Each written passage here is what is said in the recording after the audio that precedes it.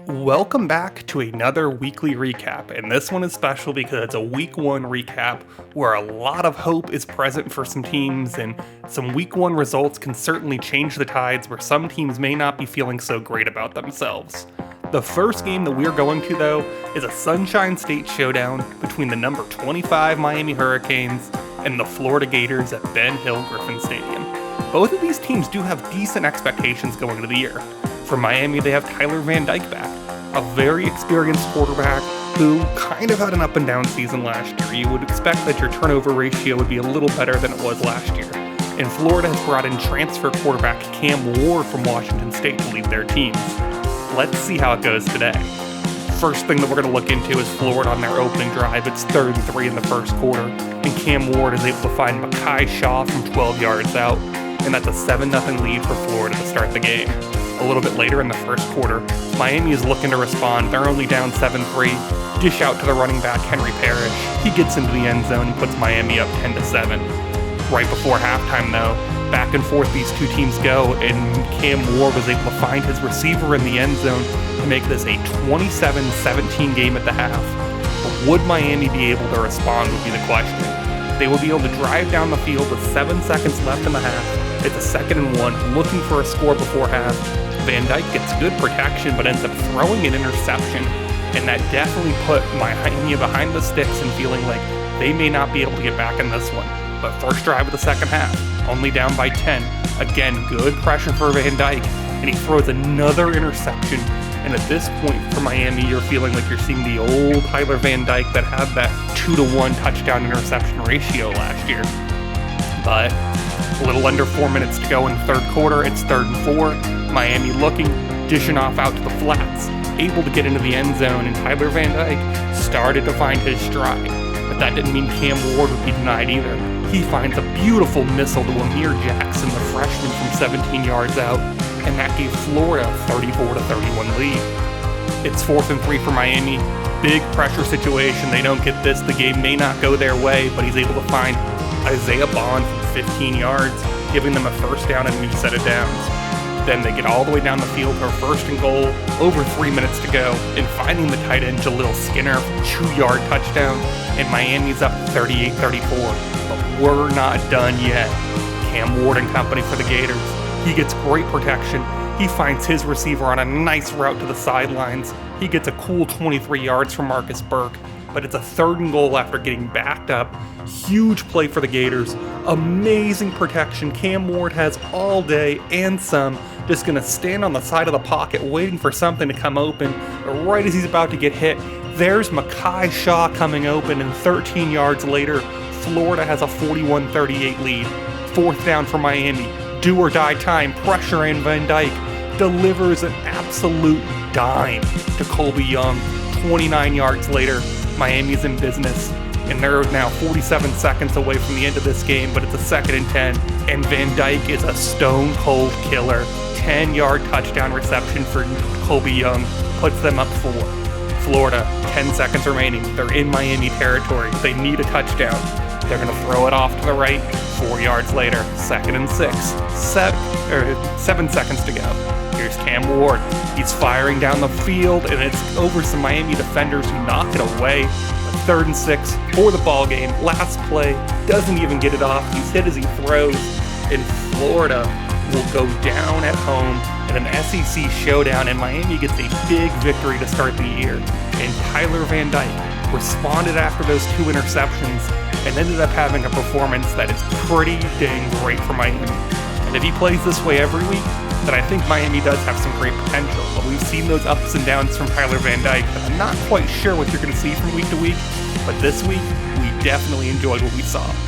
One of the biggest stories last year was Colorado's run to the Pac-12 championship game. And they start the season with another Pac-12 game, but this time it's a rivalry game against the Colorado State Rams. This is a big one where it's at a neutral site. Both teams' fans have packed the stadium, but the big question mark, could Colorado respond to losing Travis Hunter?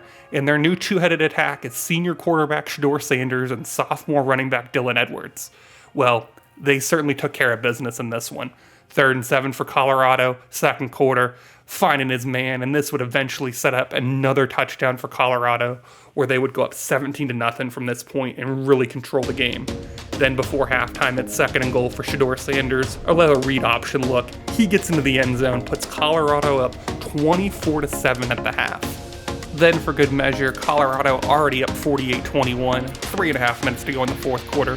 Might as well get a carry for your boy Dylan Edwards. He gets into the end zone, and Colorado rolls and gets off to a good start in this one, starting off a campaign that Colorado and Deion Sanders have said they are going to have a better season than they had last year. Remember, they only went 8-4 when they got to the Pac-12 championship game. They feel like they're even more complete, even though they lost one of the better players in the country in Travis Hunter to the transfer portal. But they think that they can make this run again, and if Shedur Sanders puts up numbers like this every week, I don't think that's too far-fetched, and I think they will certainly be somebody that you're going to need to hear from in the Pac-12 race before all is said and done. Next matchup, the most juicy of the weekend, Georgia at Clemson. And the big storyline going into this one is, can Georgia respond after they had won 2 straight titles? Last year they made it back to the college football playoff, but lost in that round and could not complete the three-peat. They are on a mission against a Clemson team that was an absolute dumpster fire last year and led to quite a few players leaving their program. Clemson is still led, though, by quarterback Cade Klubnik, who had a pretty decent year last year, but definitely needs to cut down on the interceptions. And Georgia is going to be led by true freshman Dylan Raiola at quarterback. And one of those players that transferred from Clemson is running back Will Shipley, who definitely may have a little bit of revenge on his mind to prove that he made the right decision. Early on in this one, though, Georgia was not able to get into the end zone on a 3rd and goal pass to Tyler Williams that would give them a 3-0 lead. Then on Georgia's next drive after Clemson had put up 7, they're on a 3rd and goal, really trying to make something happen. They hand it to that former Clemson running back, Will Shipley. He goes 2 yards and into the end zone, giving Georgia a 10-7 lead at this point. Then a little bit later, Cade Klubnik and company are about 1:25 from halftime. It's 3rd and 9, seeing if they can get that lead back, but the blitz from Georgia forces an early throw. He's not able to reach the marker to gain. He would kick a field goal and Clemson would tie it up at 10. Next time we see Georgia, they're up 26-24 in the fourth quarter. A run to the outside, and that would be the finishing blow as Georgia would use that margin to finish this game off, and Clemson would lose another home game. And they have to be thinking, are we in for another year that is not going to be looking so pretty? As the freshman Dylan Raiola put on quite a show as a true freshman, and Georgia definitely looks like a legit SEC contender. Next up, we have a matchup of 2 rivals, Texas and Arkansas in Fayetteville. And today's matchup has one big storyline, and that storyline is Manning. Sophomore Arch Manning is going to make his first career start today for Texas after beating out Quinn Ewers for the starting job. And one of his new weapons on the defensive side is Travis Hunter, transferred from Colorado. Early on in this one, though, Arkansas had a little trouble getting it going in the red zone offense. They would get 3 on their first possession, but Texas would eventually be able to start pouring it on as you would see the running ability from Arch Manning getting his first career rushing touchdown at this point on a read option look that you definitely never saw from Peyton or Eli when they were in the league. But for good measure in the second quarter, Arch says, I can do it again. That wasn't just a one-time thing. 5 yards later, he's in the end zone, and Texas has a 21-10 lead at this point. Then, in a 28-17 game, Arkansas really needing a touchdown, but instead they're getting stopped at the line, and they would have to settle for another field goal as Texas would continue to pour it on, and Arch Manning had a game that you will certainly remember when you go and look back at his Texas career as a true sophomore.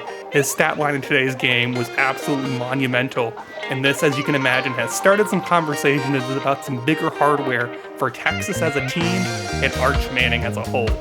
And our final game that we're going to go to today is a little SEC action to check in on 2 programs that didn't have the best year last year. South Carolina and Auburn are meeting at Jordan-Hare Stadium today, and it's a new-look team for Auburn because they're led by quarterback Zach Pyron from Georgia Tech that should hopefully be able to stabilize things in a way Peyton Thorne didn't last year. Here's Auburn, one of their first possessions. He's hitting Destin Hill, former FSU receiver from last year, for 13 yards. That would eventually lead to a touchdown.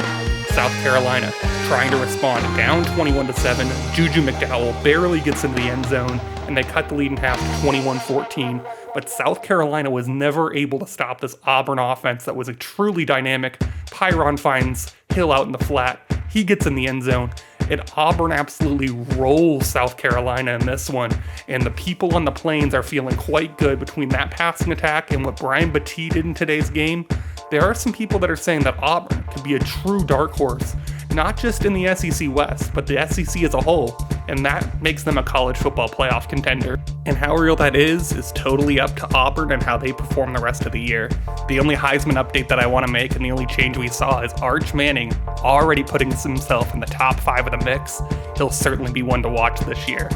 Looking around the rest of the league, Boise State beat Ole Miss 35-28 in SEC action. NC State beat Central Michigan 37-21. LSU beat Georgia Tech 38-7. Mississippi State wins by 10. UCF beats James Madison pretty handily. Miami beating Florida. Alabama beating West Virginia 31-7. They're doing their thing. We saw the Auburn win 55-35, and then Tennessee beat Kansas State 35-21. And then also the Georgia win over Clemson goes into this fun SEC column, as there were no real upsets that happened on this side of things. Then in the Big Ten, not many teams in action. Penn State barely escapes Temple with a 10-point win, 24-14. Kentucky in a rivalry matchups beats Louisville 41-14. Wisconsin beats Wazoo 20-7 quite handily. And West Virginia's lost to Alabama we saw earlier. Then in the Big 12, Houston beats UTSA very handily. There's Texas's win over Arkansas 51-35. Oklahoma State beats Virginia 27-24. SMU beating Baylor 21-17 in Big 12 action. Nebraska getting a 2-score win over Florida Atlantic. And there's Kansas State's loss to Tennessee. Then in the Pac-12, we already saw the UCLA loss to Florida State and Boise State's win over Ole Miss, along with Colorado's win. Then we get to Utah beating Utah State in a rivalry game by 12, 26-14. USC beating Fresno State 31-3. UNLV beating Arizona 31-28. And then our national runners-up from last year, Washington, winning 48-17 over Hawaii. Now let's check in on some Florida State recruiting. Let's go over who's committed to this Florida State class already. Tramell Jones Jr. you see is a 58 overall. I don't think that's really evidenced in the scouting. I can't figure out why he's a 58 right now. It might be some of the carrying ratings and all of those, but I think Tramell Jones will be a nice depth piece, and especially with how Luke Kromanoff played last week. I don't think we're looking for a superstar, but I feel like Tramell Jones will be a nice backup guy for this team. Then at running back, there's already a commitment from Usman Kroma, an 81 overall from Georgia. He's got a real nice build at 5'11", 208, and he's definitely going to be someone to watch. And I think he could come in and make a nice pairing with Cam Davis. When you look at his skill set, he's really good overall. Doesn't have one carrying trait that's really elite, but I think his skill set is going to complement very nicely into the Florida State offense, and I could see him playing early just like Cam Davis has in his first game. Then at the receiver position, Kobe Howard, a nice solid 75 overall as a part of this class, and then a big commitment from Caleb Cunningham from Mississippi, who's a bigger target at 6'3", 198. He definitely will add something different to this Florida State offense as they're waiting for some of their younger receivers to develop in action. There's definitely going to be some playing time available. Then there's Jarrett Charlton, who currently we're in a battle with Miami. They have a pretty good skill set on Jarrett Charlton. He's got a 91 speed, 92 acceleration, pretty good catching ratings, and I think he's somebody that we're going to start investing some more resources in and seeing how that recruitment goes. Then there's Quanell X. Farkanen Jr. from Texas, who I really, really want. I know that you're going to look at his scouting and how his ratings ended up looking and say, oh, I don't know if that's actually the best choice, but I think he fits a pretty nice archetype with his acceleration and decent speed and has some okay catching ratings that I'm still interested in him. Then in the tight end position, there's Teandre Waverly, who is only a 73 overall, but we need tight ends desperately, and he is not a blocker, and I think that's where a lot of his ratings get blocked down. But if you look athletically, this dude is a baller, and I think being able to put him with Landon Thomas could be pretty beneficial early on, and maybe there's a portal addition that comes later, but we're one of the few schools pursuing him right now with actual points and making up ground on hometown Washington on him, that I think that there's a pretty good chance that Waverly ends up in this class, and I feel like we're going to still keep putting max points into him, and we'll see how that recruitment goes. Then Sean Mangum has got 400 points from us right now, and he's a JUCO sophomore, but we need tight end bodies desperately, so I'm going to have to keep on pursuing this one, even though he's only a 68 overall. He's solid at least, and maybe later on he becomes a usable player for us, but for now he's just depth. So on the offensive line, we've already gotten quite a few commits thanks to InstaCommit. Braden Jacobs at 72 overall is going to be a nice guy to have on our line. Daniel Long at 70 overall is going to fit in nicely at tackle and probably be pretty versatile with his 6'3", 288 frame.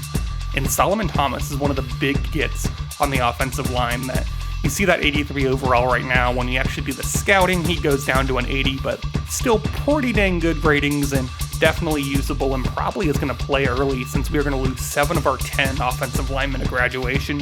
He is a vital piece that we're able to have on our offensive line for the present and the future. Then at guard, Michael Williams was a little bit of a disappointment when you look at the scouting, because you see he's a 73 overall right now after scouting. You're like, oh, that's great. He was supposed to be an 84, so that didn't go as planned, but we need offensive line bodies desperately, so I'm not going to turn down a 73 overall that was interested. I was able to get him insta-committed, so that's great. But the big battle that you're going to see is Michael Scobie from Missouri, 6'4", 295. He was a huge gem after scouting. He had went up by 15 points, and all of the big schools are in on this one.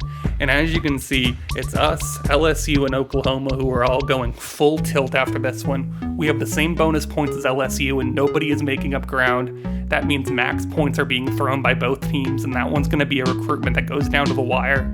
And I desperately want Michael Scobie. He's another guy that can play early that we have to have on this team.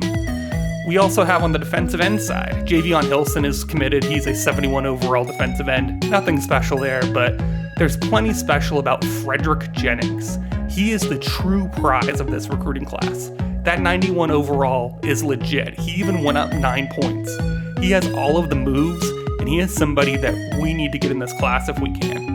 I've turned up the heat on this one. We made up some ground last week with our point dispersion, and I think I want to get to a point where we can get a visit scheduled and be able to stay in this recruitment for the long haul, because he looks like he is probably the best player in the entire recruiting class, and that 91 overall can definitely play, and we can definitely find a way to get him on the field early. So let's find a way to get Frederick Jennings into Tallahassee at all costs, and we'll see what it takes to get him there. And I'm not afraid to just keep putting those 700 points into him and letting things ride. We have plenty of commits and plenty of points to use, so Frederick Jennings, those 700 points, is a true bargain for that 91 overall that he is. Then we look at Jared Smith, who at this point he decided, since we got to first place in his recruitment, that he actually committed to us at this point, and now we have another defensive end committed. So I may not have pursued Javion Hilson if I knew I was going to be able to get Jared Smith so easily and be in it for Frederick Jennings, but Jared Smith maintains his ratings, and maybe Hilson will just be depth. But being able to have the guarantee of Jared Smith in this class, he has very solid ratings and could definitely play it if we needed him too early, but I think he'll just be a rotational pass rusher at the start. Then at defensive tackle, we have a commit from Tallahassee native Jalen Wiggins, 77 overall, definitely does not hurt. He'll be a solid piece. We need some defensive tackles pretty desperately, and he's going to play early. That's all there is to it. He'll be in the rotation. I like to have about 4 guys in my rotation at least, and I could see Kevin Wynn being a part of that mix as well. He gives a different feel of being a 6'4", 333 body. Just a big old boy that's going to make things difficult for the defensive tackles. And then Braden Nwosu, don't know how much we're going to end up really pursuing him. I think we have enough kind of guys on the line at this point that he's one I probably won't end up giving a scholarship to, and I'm going to kind of just keep him on the board and see how those recruitments go. Then at linebacker, we have a pretty solid one in Gavin Nix. Nothing special with a 68 overall, but we do have his commitment at this point. And then another linebacker that we have committed is an 83 overall Jaden Perlott. Linebacker is a spot we're going to be losing a lot of bodies, and it's nice to have somebody pretty solid in there. And we're going to go more into rating for some guys and getting more detailed on the prospect. But right now, I just wanted to give you an overview of some of the guys we have committed and who the targets are, so we can get familiar with what those names are and what they're going to mean to us if they do commit or if we do lose out on them. And then at corner, we have Devontae Johnson. Not the highest rated guy, but at 6'2", 176, he really intrigued me, and if you look at his scouting ratings, I mean, it's not the greatest speed, but those coverage ratings outside of press are really good, and I'm sure that's what's driving his overall down, and I like him as a developmental project at that size of corner. Then at safety, we have 2 commits, Antonio Branch Jr. and Hilton Stubbs, kind of in that same range, and a similar player, and they're just going to provide some nice depth for us to be able to keep building up a young base, and not everybody can be huge superstars, and that's not what I expect out of them at this point. And then at punter, this is who we're going after. I'm kind of having to throw full points. We have a senior punter. We need to replace him, so that's our guy. And then Isaac Kaiser is an athlete that I'm not sure if I'm going to go totally after. He's a very weird athlete prototype that I don't know if he has a skill that I'm totally in love with, so I'm probably not going to end up giving him a scholarship and really pursuing him, so that's kind of where he stands. And I know we didn't go into detail about every prospect, but we'll get more into who they are as players and what their prototypes are and what to expect a little bit later on, but just wanted to give everybody an overview because this is a little more competitive recruiting. I actually had one of my best runs ever of insta-commits, and I wasn't filming it for that part of it, so I was kind of upset of nobody would ever believe that I had about 4 or 5 of those guys who were insta-commits for us, and so that'll make it a little bit interesting. And remember, we are looking at some real players. There's about 200 of them from the 2025 class that I tried to pair up based upon what their actual interest in schools were, where they're committed, and kind of balance that out to try and make it as realistic as possible for about those 200 kids. And then the rest of them are generated from things recruiting Overhaul. So that's why you see 91 overalls like Frederick Jennings, who we're going to be pursuing for a very long time into the season and probably will not get a commit from in season and will be a postseason battle, but that's kind of the way that makes it that much more exciting to play with. So we'll see how all those battles end up going, and we'll get more and frequent updates than we did last year on the recruiting front. So next episode, we're going to be playing Ole Miss, first SEC game of the season, first SEC game for Luke Kromenhoek, first home game for him as well. We'll see how the offense looks. I'm excited to see if we're able to replicate the kind of success we had in week 1 against UCLA, or are there going to be a few more stumbling blocks than what we're expecting? So I appreciate you tuning in and seeing this week 1 recap. It's really exciting getting back into the flow of the season after doing some of those off-season videos, and this is all the stuff that I really like, and we'll see if all of that work you put into the off-season is going to bear some fruit for us and give us this dynamic offense and improved defense that we were hoping for. So hope you tune in for that game against Ole Miss, and as always, go Noles.